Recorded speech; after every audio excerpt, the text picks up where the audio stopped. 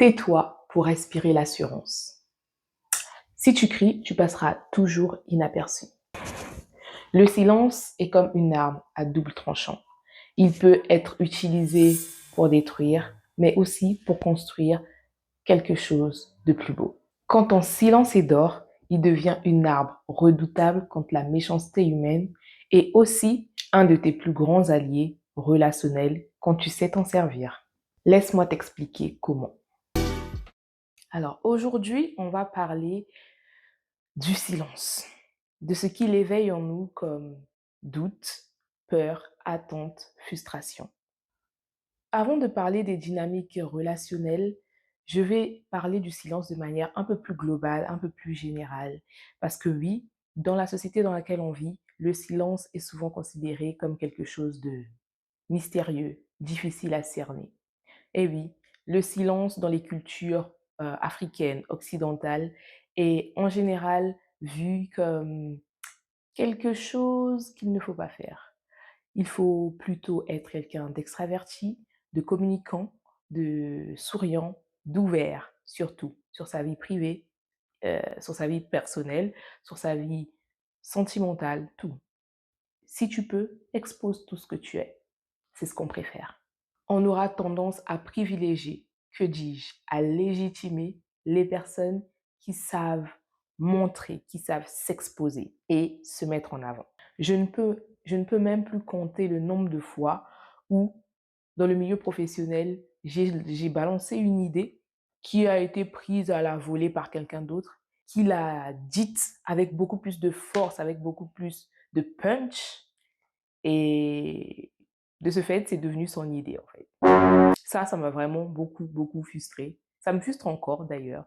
J'essaie de travailler dessus, mais c'est pas toujours évident. C'est assez inconfortable d'être quelqu'un d'introverti et d'entendre tout le monde, littéralement tout le monde, te dire: «Il faut que tu t'ouvres un peu plus». Tout le monde te rappeler qu'il faut absolument que tu parles de tout et surtout, surtout de rien. Être extraverti, c'est synonyme d'amical, de sympathie, de communicant. Nos cultures nous le rappellent un peu trop souvent, à mon goût. Alors oui, il faut communiquer. La communication forme des relations stables.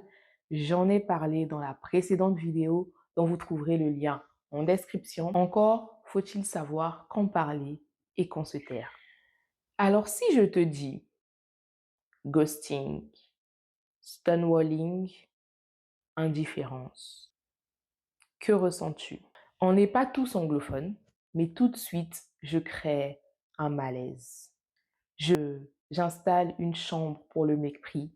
Je suggère le désintérêt. Dans une société où parler est la norme, se taire devient vite tabou. Le silence devient un outil utilisé à tort et à travers pour faire subir, ignorer ou écarter l'autre du groupe ou de la relation. On les appelle manipulateurs narcissiques pour leur capacité à utiliser ces éléments de silence comme des outils très puissants pour garder les gens soit sous leurs emprises, soit pour se débarrasser des personnes par la fuite de l'engagement. Oui, vous savez ce que je veux dire. Parce que oui, même un gentil garçon peut devenir le méchant de l'histoire parce qu'il n'a pas su proprement s'écarter d'une relation amoureuse. Je suis désolée pour toi si tu l'as déjà vécu, mais ne te laisse pas distraire. La personne qui utilise le silence comme une arme destructive est souvent la plus faible dans l'histoire. Et si tu es cette personne, laisse-moi être franche avec toi. Tu as du pain sur la planche. Il y a du travail à faire et on est là pour ça. Arrête de regarder les manquements des autres et commence à regarder en toi-même, à accepter ce qui te blesse et à le dire clairement. Parce que oui, la guérison commence par reconnaître, mais ensuite pouvoir communiquer, d'abord même à soi-même, ce qui nous a blessés. Personnellement, je l'ai vécu. Je l'ai vécu. Je me suis faite ghoster. Je l'ai vécu en amour et en amitié et je vous assure que c'est quelque chose qui marque à vie. Donc, je ne suis pas seulement là pour vous dire quoi faire ou pour te dire quoi faire. Non, Je suis là pour partager avec vous euh, mes expériences et aussi réussir à traverser tout cela ensemble.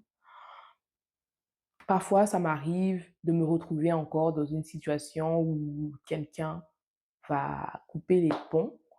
Ouais, on dit ça comme ça, hein, va couper les ponts sans te prévenir du jour au lendemain. Vraiment, genre lundi, vous vous parlez et mardi, il n'y a plus personne. Silence radio. Qu'est-ce qui se passe? Le plus difficile, c'est quand tu ne comprends pas le pourquoi tu te retrouves dans cette situation, le pourquoi la personne te met dans une situation aussi malaisante. Et le problème, c'est que parfois, on va se retrouver à soi-même aussi se taire. Se taire pour ne pas déranger, se taire pour oublier et pour passer à autre chose.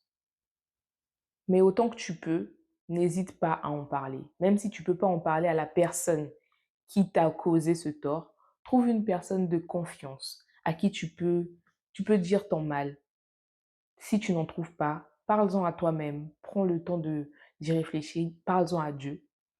Et si tu trouves ou si tu as dans ton entourage une personne à qui tu fais assez confiance pour pouvoir parler de quelque chose qui t'a blessé à ce point, eh ben déjà, félicitations.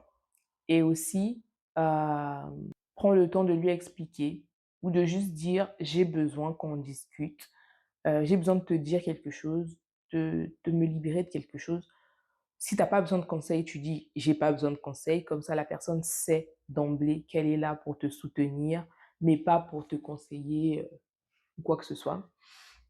Déjà, ça donne le temps à la conversation et ça te permet d'être plus à l'aise dans ton ressenti, donc quand tu vas déverser tes émotions. Alors oui, dire sa douleur peut être difficile, mais c'est nécessaire.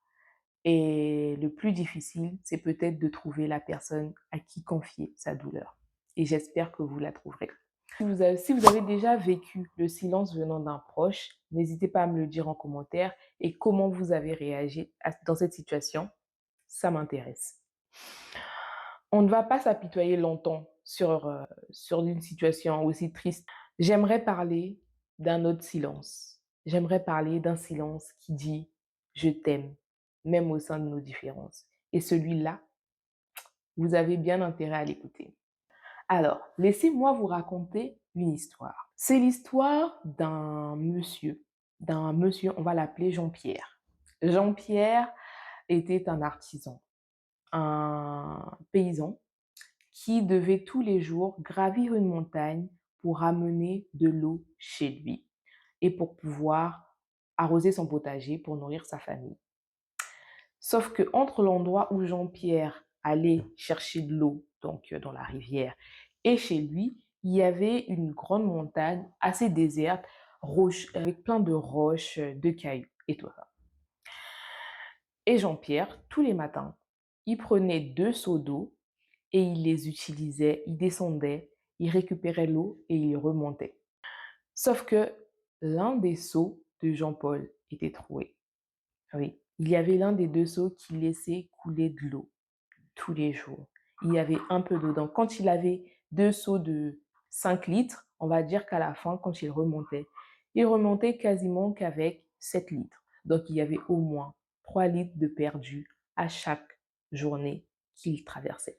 Un jour, un de ses amis lui fait la remarque pour lui dire, Jean-Pierre, tu as un seau d'eau qui est troué.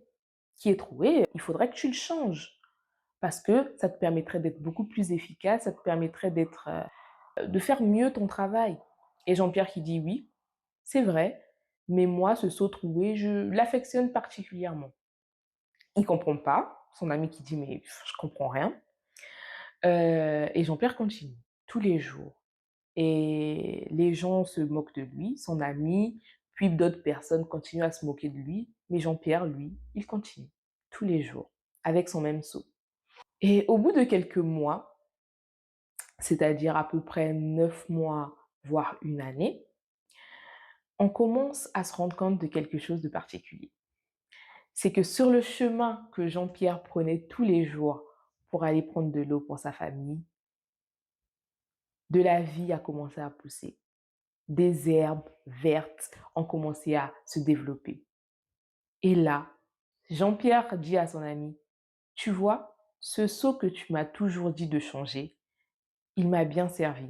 Aujourd'hui, je ne marche plus sur des cailloux, je marche sur un sol beaucoup plus fertile, un sol beaucoup plus humide et qui a recueilli toute la vie, toute l'eau que je lui ai apportée. Alors oui, ce seau pour vous est peut-être un synonyme de défectueux, de quelque chose de défectueux, mais pour moi, c'est quelque chose en or parce qu'aujourd'hui, quand je vais chercher de l'eau pour ma famille et pour arroser mon potager, pour nourrir ma famille, eh ben, je le fais avec moins de peine qu'avant.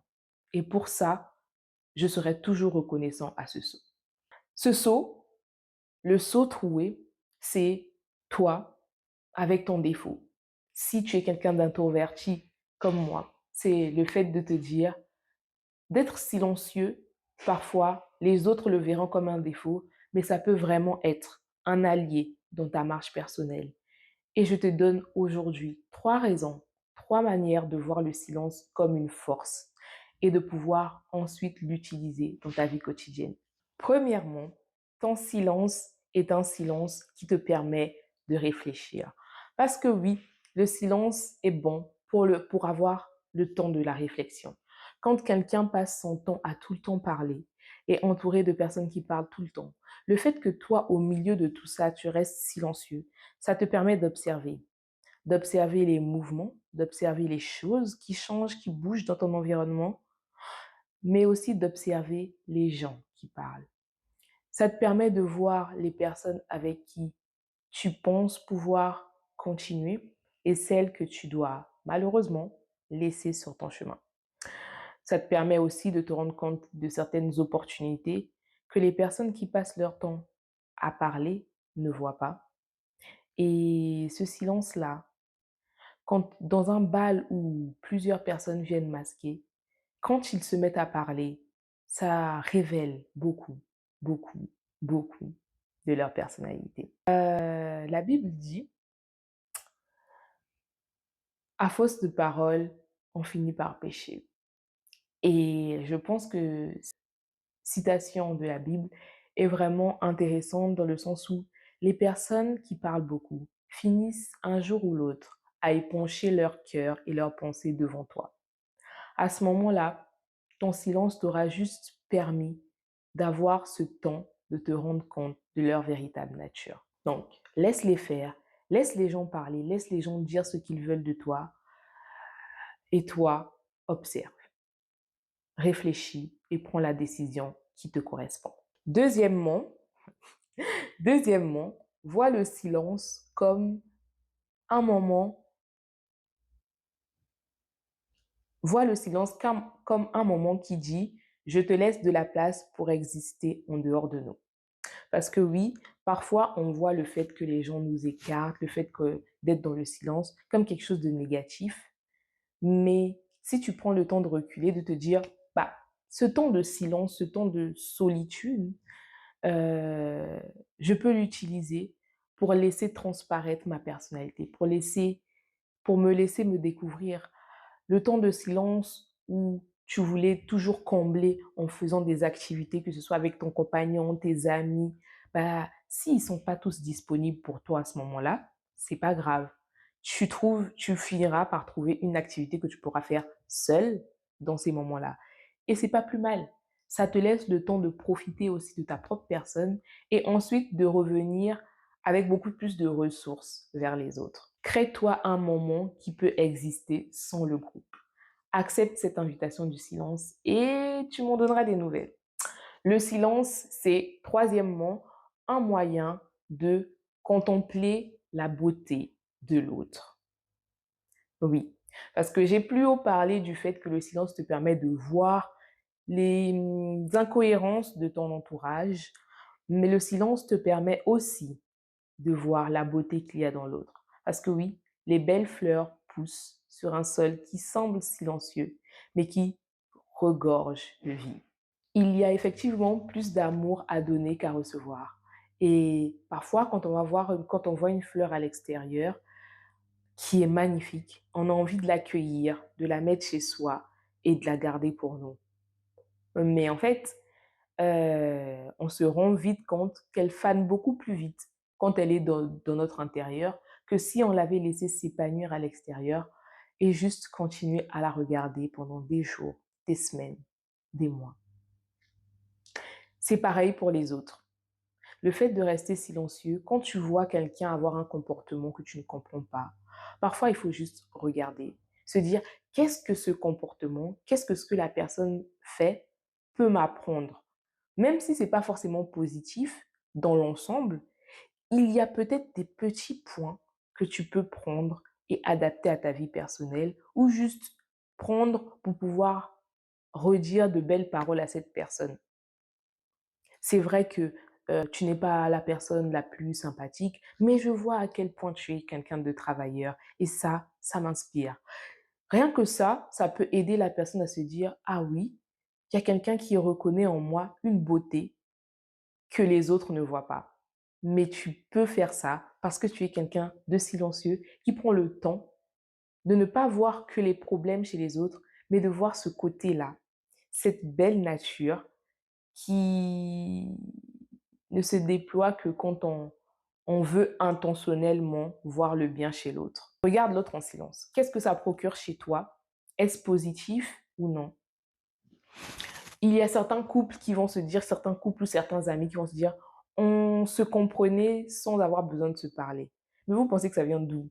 Le fait de se comprendre sans avoir besoin de se parler, c'est qu'à un moment, vous avez passé tellement de temps ensemble, de temps à parler, à échanger, mais aussi de temps dans le silence. Quand vous passez du temps à deux dans le silence, juste en vous regardant et en vous comprenant, bah, ça dit beaucoup de la solidité d'un lien, de la présence et de l'amour qui unit deux personnes. Est-ce que tu te sens tranquille avec moi? Oui? Non? Est-ce que je bouscule chez toi quelque chose? Est-ce positif? Sinon, pourquoi? Laisse une place pour le silence. Prends le temps de l'émerveillement, de toi-même, parce que tu es une belle personne, une merveilleuse créature, mais aussi de l'autre, parce qu'il est ou elle est une belle créature. Laisse une place pour le silence, même quand il te fait peur. Parce que le silence a beaucoup à t'apprendre sur tes frustrations, tes peurs, mais aussi ta véritable personnalité. Ce silence que tout le monde voit comme un défaut, fais-en ta plus grande force. C'était Hélène. Prends soin de toi. Abonne-toi. Peace!